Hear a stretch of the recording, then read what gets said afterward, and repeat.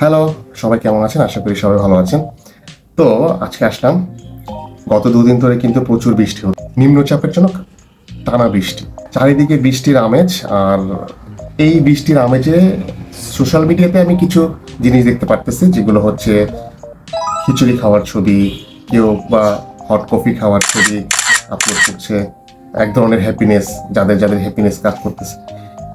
অনেকজনের কাছে এটা হ্যাপিনেস, বাট কিছু কিছু মানুষের কাছে এটা খুব দুর্ভোগের কারণ হয়ে দাঁড়ায়। এই টাইমটাতে মানুষ যখন ঘরের বাইরে তার প্রয়োজনীয় কাজের জন্য বেরোচ্ছে, তখন যাতায়াতের একটা দুর্ভোগও চলে আসে। রাস্তাঘাটে পানি জমে একদম দুর্ভোগের সীমা নেই। তো যেমন বর্ষাটা মানুষের কাছে এক ধরনের হ্যাপিনেস, দুর্ভোগের কারণও অবশ্যই থাকে। কিন্তু এই বর্ষা মৌসুমে আমাদের কিছু সতর্কতা থাকা উচিত। তো আজকের ভিডিওতে কিছু ছোট একটা সতর্কবাণী দেওয়ার জন্য আসলাম।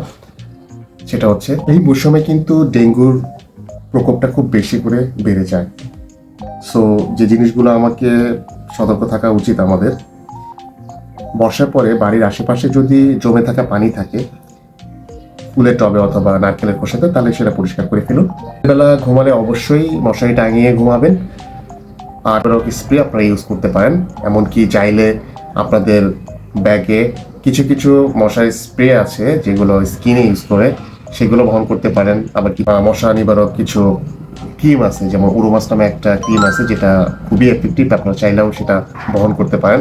সো এটাই হচ্ছে কথা, যে বৃষ্টিতে আপনারা সুখে থাকুন, শান্তিতে থাকুন, কিন্তু সাথে সাথে একটু সতর্কে থাকুন, সুস্থ থাকুন, নিরাপদে থাকুন। আর আমার ভিডিওটা যদি ভালো লাগে তাহলে অবশ্যই লাইক দিবেন, আর নিজের নিজের মতামতটা কমেন্টসে জানাবেন, শেয়ার দিবেন।